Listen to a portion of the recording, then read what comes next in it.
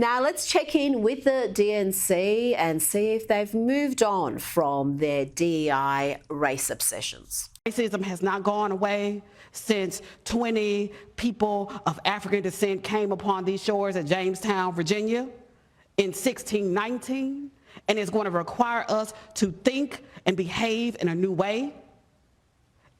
It is systemic, it is structural when it comes to addressing diversity, equity, inclusion, access, and belonging. Kosha, they just do not learn. They seem to be incapable of moving away from their identity politics obsessions, talking about systematic racism, 1619. Have they just failed to see where the American people are now? That they don't want these racial division forced down their throat? Mm-hmm. That lot certainly seems to lack the political judgment that you just mentioned. They're out in the wilderness, and they keep going back to 1619 and DEI and all these buzzwords that the other side is at rapid speed completely dismantling. They didn't talk at all about immigration and inflation, where the majority of the public, 55% of the public wants. There's actually a level of unification around these issues that didn't exist even 5 years ago. Yeah. That is where they should be going and come up with maybe some policy substantive differences to things that are controversial, like tariffs or something else. That would have been better than singing the DEI song sheet, but it just seems to be such a potent strain in the party that for some reason, even if they know, and there are talented people in the party, they just can't seem to excise it.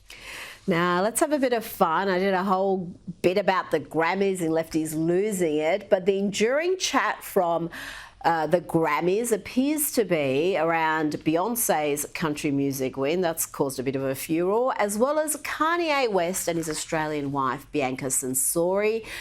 What do you make of that display? There's so much chatter about whether she's being victimised, is she being used and objectified by Kanye West. People are saying she needs to be committed because no sane person would be humiliating themselves on a regular basis like this. She certainly doesn't seem to be happy about whatever is happening. What's your take on this? Because when you talk about the culture, this is an issue that has really gained traction this week. It's hard to know, and you're right, she did look rather uncomfortable on that. So it's a spectrum of possibilities, because who knows what happened behind the scenes there. Is it that there's some sort of power dynamic in that relationship and she was in some way pressured or coaxed into doing a publicity stunt? Did it maybe come from her own volition? Did she do it in that way because you know that you're going to generate headlines around the world? We're talking about it right now, and that mantra, no such thing as bad publicity. Is it a sign of just shock and awe that you just want to do something to really start some kind of conversation? Who knows where it stands on that, but it is a degeneracy and just a sign of the culture not being where it needs to be. I think the word there is degeneracy. There is. This is supposed to be the Grammys. It's supposed to be a prestigious night where you celebrate the best in the music industry, and you have full frontal nudity. So, and it's kids who are really interested in the Grammys. I don't know too many adults who are just hanging on to see who wins Album of the Year, but it's the young kids, and they're the ones who are seeing that. So it really does question, where is the culture at when it comes to Hollywood, the music industry, the celebrity class. Now let's move back to politics. Joe Biden may be making a move to Hollywood, signing on with a new agent. New York Post is reporting that Biden has made his first known move to monetize his post-presidency. He's going to be represented by Creative Artists Agency, quite a big player. And the talent agency comes as insiders speculate on how the Biden family is now going to be making money. We know they reaped millions of dollars from foreign deals and some dubious Ivy League arrangements. This is an interesting signing. I can't imagine what he would want to be. Is he going to do some sort of a project with Netflix? Is he going to be an artist? Why would he sign with him? And Hunter Biden has some experience in that realm, as we know. It is odd because on the face of it, it's so absurd. Yeah. And we all can see that, and we sort of have to go along with it because it is an admission of how the presidency in the day and age that we live in is monetized. It's a commercial asset, and it did not used to be this way, but all presidents The Obamas were the masters of the masters of it, and they all monetize it through speeches and writing gigs and books and those kinds of things. The Obamas went further into the entertainment world with a massive Netflix deal, and they've done like 24 films. But they do have charisma, they do have a following, the Obamas. You could, even if you know that there's influence that's being bought and sold here, you can, on the face of it, see why they are a talent that CAA would want to represent.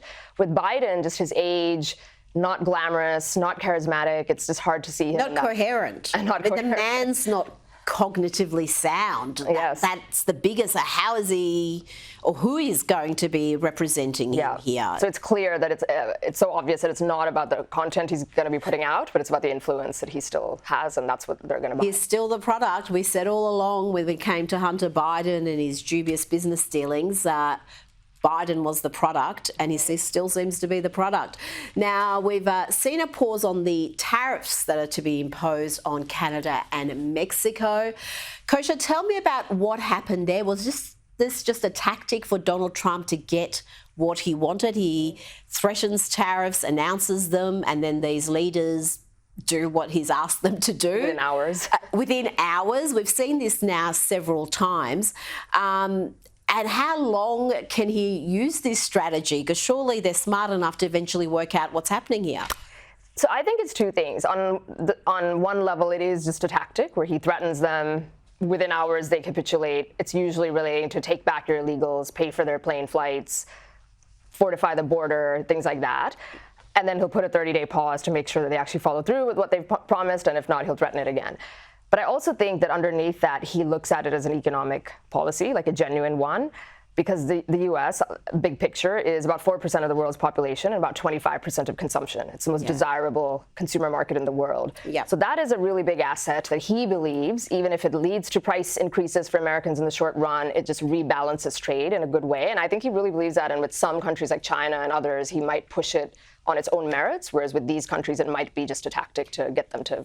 Absolutely, and it's not always the threat of tariffs. He's also sent some diplomats down to Venezuela and has got agreement from that country to take back their violent criminals, including gang members. Another big win for Donald Trump this week. Kosha Gada, thanks for your time.